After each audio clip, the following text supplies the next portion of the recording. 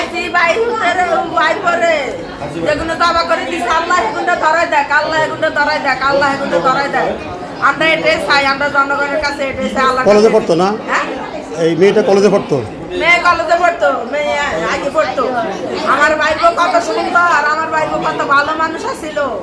আমার ভাইপো যে আইতো তারে খাওয়া দিত, যে আইতো তারা আবার লগে খাওয়া দিয়ে দিত, খাওয়া দিয়ে দিত। খুব ভালো মানুষ ছিল। কোন আমার ভাই করে এত শত্রুতা করছে, তার ভাইয়ের এত শত্রুতা করছে। আল্লাহ আল্লাহ আল্লাহ গো,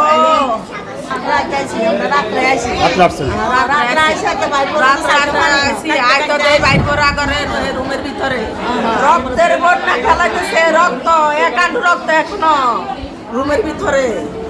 রক্ত দেখলে অজ্ঞান হয়ে যায় সবাই, এত রক্ত। এখন কি চাই না আপনারা বলেন দেশবাসীর কাছে? আমরা দেশবাসীর কাছে বিচার চাই, আর খুনের বদল খুন চাই, খুনের বদল খুন চাই। আল্লাহ তাদেরকে অতি সহজে যেন ধরা দিতে পারে, অতি তাড়াতাড়ি দ্রুত যেন তাদেরকে ধরতে পারি, তাদেরকে যেন ধরতে পারি।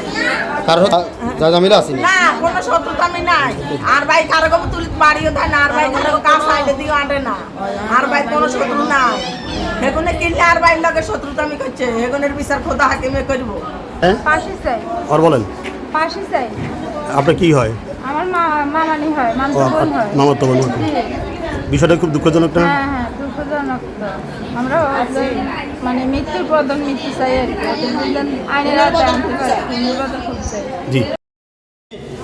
যেখানে লাশ পড়েছিল সেই জায়গা, যেখানে আসলে রক্ত হয়নি, আসলে এমন একটি হত্যাকাণ্ড আমরা লক্ষ্মীপুর জেলার রামগঞ্জবাসী প্রয়োগের জন্য আমাদের একটাই দাবি, একটাই অনুরোধ থাকবে।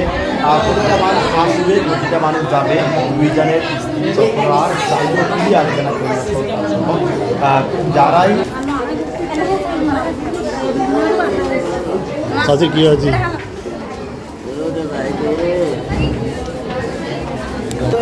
কাকা, আপনার কি হয়েছে? আপনার কি হয়েছে? আপনার কি হয়? যারা যাদেরকে মারা হয়েছে আর আপনার কি হয়? আমার ভাগ্নি ভাগ্নি, আর একজন তো ভাগ্নি বেরোন নাতি, ভাগ্নি বেরোন নাতি। কত বলতে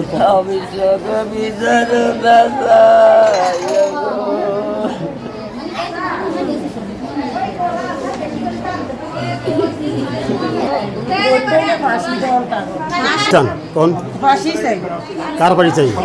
মৃত্যুর ফাঁসি চাই, খুনিরা ফাঁসি চাই।